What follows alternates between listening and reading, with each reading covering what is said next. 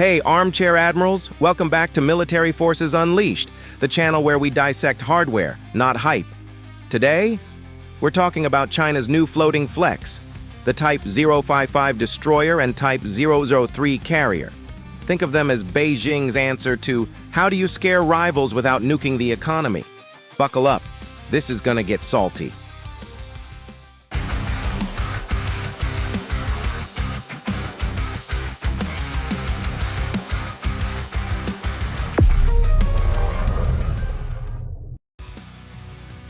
Ever seen a warship that costs more than a small country's GDP? Spoiler, it's got 112 missile cells and a maintenance bill that'll make taxpayers cry. To get why these ships matter, let's rewind. Back in the 90s, China's Navy was the equivalent of a knockoff wristwatch. Functional, but nobody took it seriously. Then came the string of pearls strategy. Build bases, bully neighbors, and, oh yeah, copy-paste Soviet designs. Fast forward to today, they've gone from Walmart barges to this, meet the Type 055. It's like if a stealth fighter had a baby with a missile silo. Norman Friedman would call it the death of the battleship era, if battleships weren't already dead. But here's the T. This thing's radar? It's so powerful it could spot a North Korean submarine, if it weren't hiding under a layer of rust. Let's geek out. The Type 055 packs 112 vertical launch cells, enough to make a Tomahawk blush. It's got dual-band radar, because why have one overpriced system when you can have two?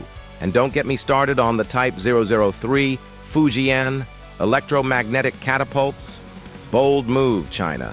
Even the USS Ford's EMALS spends more time broken than working. How's your tech holding up, comrades? Oops. But hey, at least it's not the Liaoning, aka the floating parking lot, anymore. Progress. Now let's keep it real. For all its flash, the Type 055's got issues. Fuel efficiency? Worse than your gas-guzzling truck. Maintenance? Imagine changing the oil on a skyscraper. And those missile cells? They're great. If you ignore the software glitches that turn fire and forget into fire and pray. And Fujian? Sure, EMALS is cool until it's not. The US spent a decade debugging theirs. China's on version, what, 1.0? Good luck with that. Let's talk money. The Type 055 costs $700 million per unit. For that price, you could buy, half a stealth fighter, a fleet of drones, or maybe not bankrupt your shipyards. Critics call it a prestige project. A shiny toy for generals to brag about while sailors deal with leaky pipes.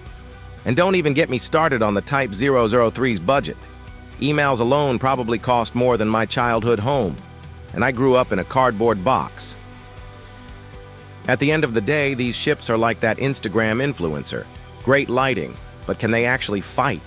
The Type 055 is a beast on paper, but real combat? That's a whole other TikTok. As for Fujian, it's a symbol of ambition, not readiness. China's Navy is playing catch-up, but they're still tripping over their own anchor chains. Like, subscribe, and drop a comment. Are these ships game changers or just TikTok fodder? And if you think I'm wrong, me, I'll roast you and your favorite warship. Thanks for riding the waves with Military Forces Unleashed. If you enjoyed this deep dive, share it with your buddy who still thinks battleships are cool. Or with that one friend who actually knows how EMALS works. We need answers. New episodes drop whenever we drop anchor, so don't miss a wave, and if this channel goes down, blame the Type 055's fuel bill. Stay salty, folks.